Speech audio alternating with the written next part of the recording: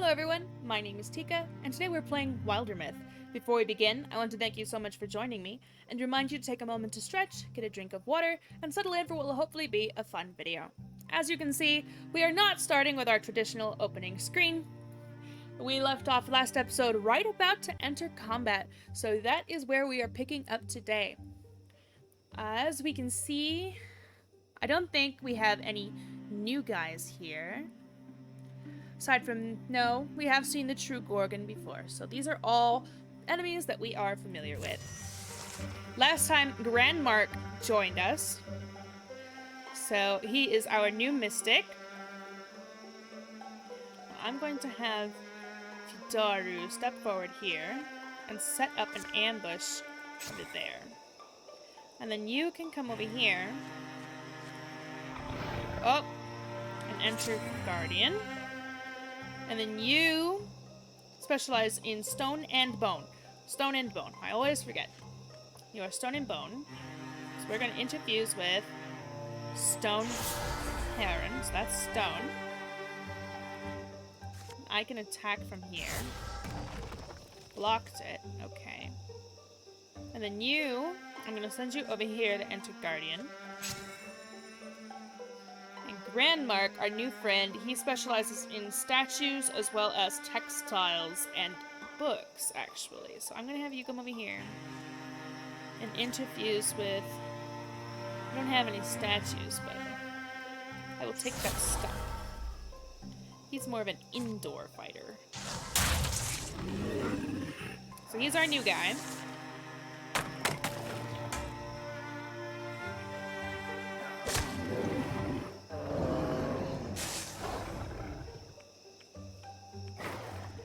And our enemies now have the ability to draw a new enemy card every 3 turns. So we want to get things done as soon as possible, so that we don't have to deal with ever-increasing amount of enemies. Yeah, you see over there where the little skull guys are? Yeah.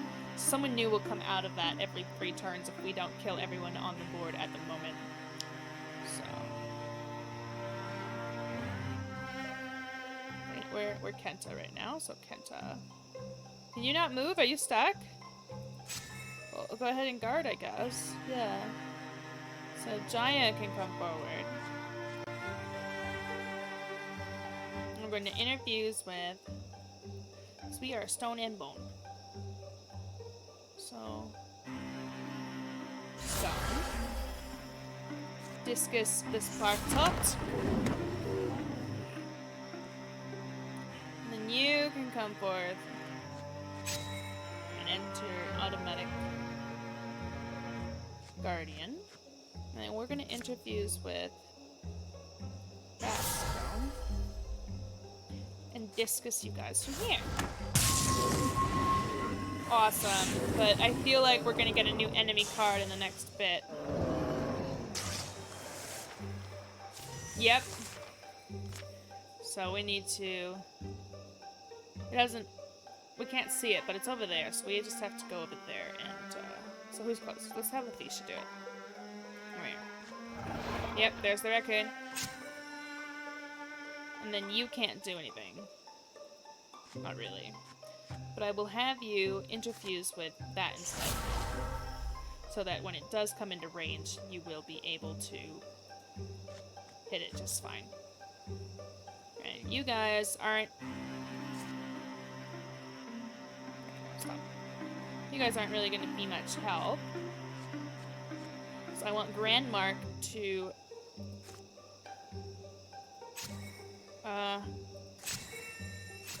get some experience. So we're gonna go to Grandmark, and we're gonna have you do your discus. Oh, there's a tree in the way! Boo. We're gonna withdraw from you.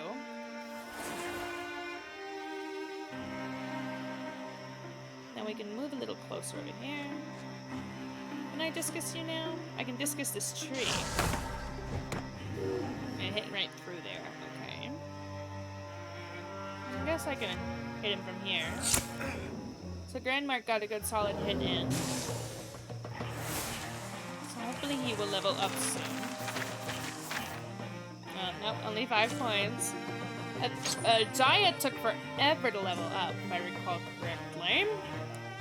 Nobody can really use this. Kenta uses a 2-handed weapon, and Athisha only has 1 available hand because of the crystalline. So we're just gonna salvage the shield. We can't really do much with it. Or... can Grandmark take it? Yeah, okay, claim. Now, Grandmark is a new generation of heroes here. So if you recall, this is gonna be the closing bit of the story that started off the... or that closed off the, last episode. So remember that Kenta and Vidaru encountered a giant creature of sorts. Once again, the night air belongs to the songs of ordinary creatures. Everyone still here? I hate a night battle. Keep knocking into trees. Kenta and Vidaru recount what they saw. A colossus, striding silently through the silver fogs. The others never saw more than the great banks of mist separating them. They make a further search for sign of the giant's passing, but are forced to camp, precious hours from sunrise having found nothing. Later, you're an enigma, little seed. Kenta plants it on a sun-blessed hillside in a bed of soft earth. Who knows what will sprout? We might see the results of that later on. So let me see. Yeah, we got a whole bunch of days, if you recall. We only had like 60-something days left. We got 70 days from that. So that's nice. And then this is where Morthagi live, not Gorgons.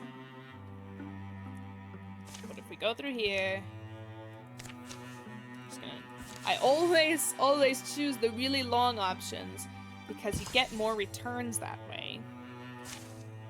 Even if it is a bit anxiety-inducing on a time crunch.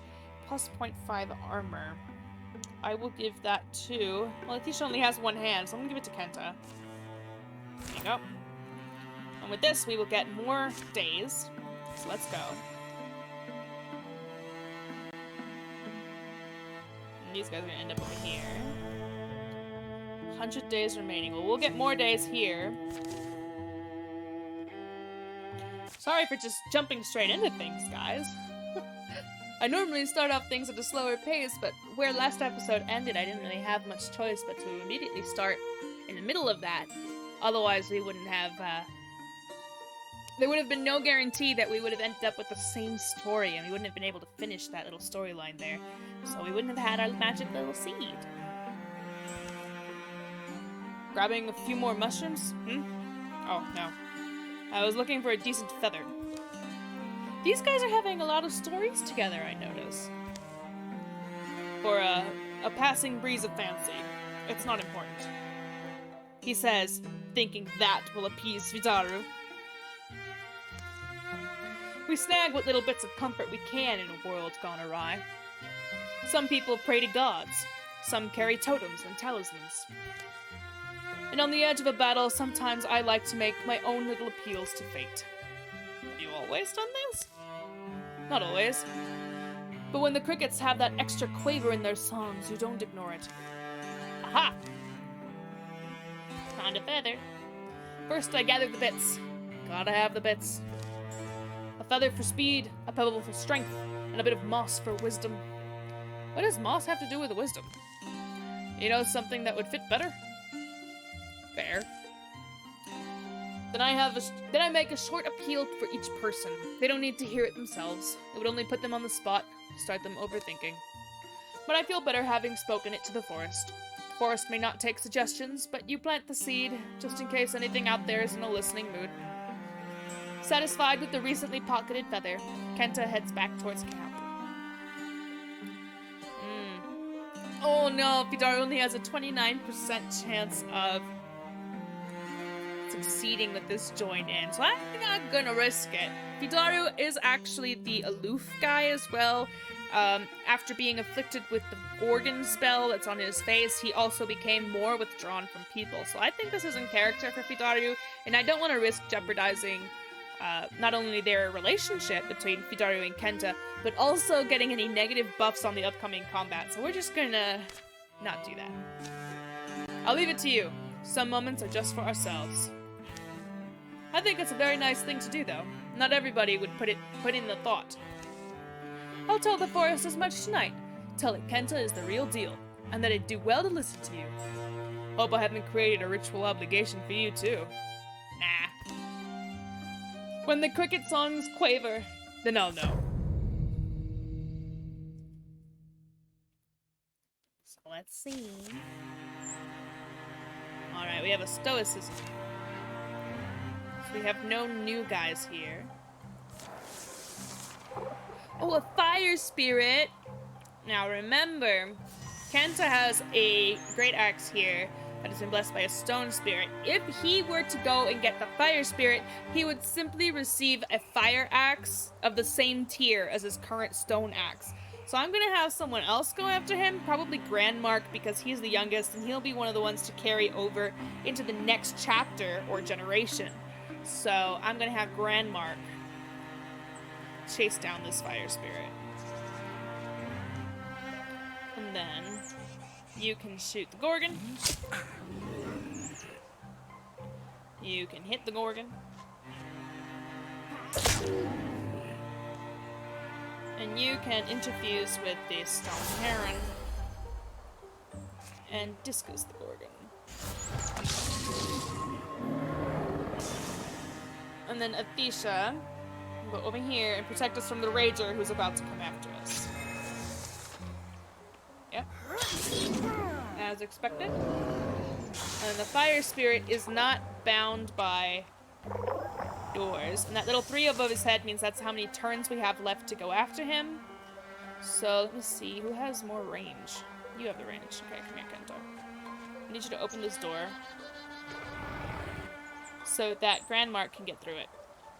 Oh, he's still not fast enough.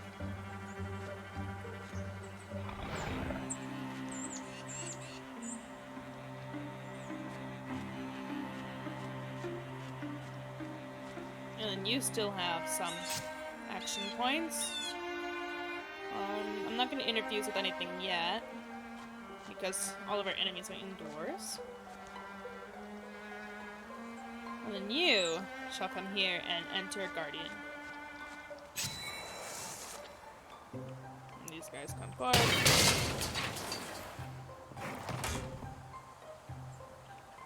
Okay. Oh no, you cast a spell on it. It's gonna explode. Oh, he cornered himself. Huzzah! That means you can go over here and talk to him. Fire spirit, be still. We're not going to hurt you.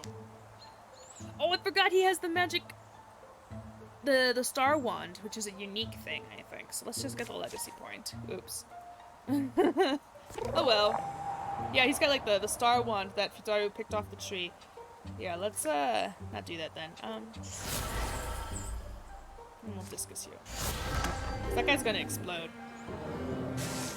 Or he would have exploded if I hadn't killed him. And you can come over here. And shoot you.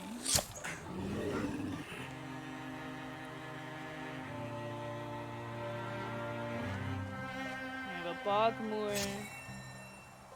Okay, so now that you're here, we're going to interfuse with stones and bones. You are the stone and bone lady. Oh, wow, yeah. She has a serious boost. And she does it with her own proper element. Go ahead and enter Guardian. And he's dead.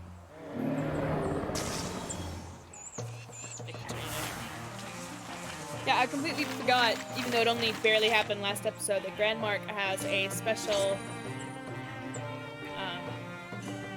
wand. It's a unique wand from the story event, so I'm not gonna get rid of that. So we got some extra days. Okay. Yeah, we got plus 70 days. So I'm going to take this opportunity to wipe out the Morthagi here. Because with everything that we do here, we get more legacy points and more peace at the end of each chapter. So that's what we're going to do. Okay, let me see. Start some fires then. It would make more sense if she still had her torch, but okay, we succeeded, even though it was only a 68% chance. Look, they're all so old! Except for Grenmark. He's young. He's like half their age. Fudara's actually the youngest of the original group. Oh god, on turn 3 we get 2 extra folk cars. These are the more thuggy, they're like the undead guys. Super annoying, alright. Let me come here. We're gonna set up an ambush. And then you will come here and enter Guardian around him. Oh no, you don't automatically Guardian. Ah! Okay. Then let me come here.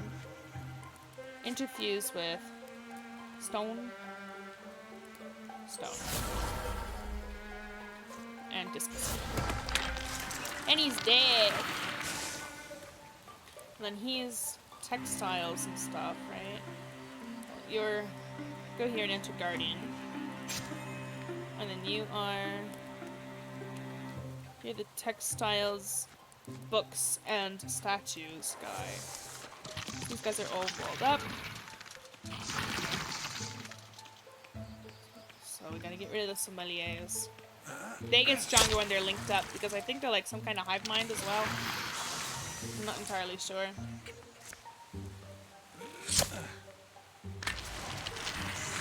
Yeah, on turn 3, like if we can kill him in this, we'll be done. But on turn 3, these two will spawn an extra guy each. So let me see how far can you go. Guardian there. Can't really do anything. No, stop. Okay, come here. Interfuse with that. And then Splinter Blast him. Even though it... Oh, you blocked it. Okay.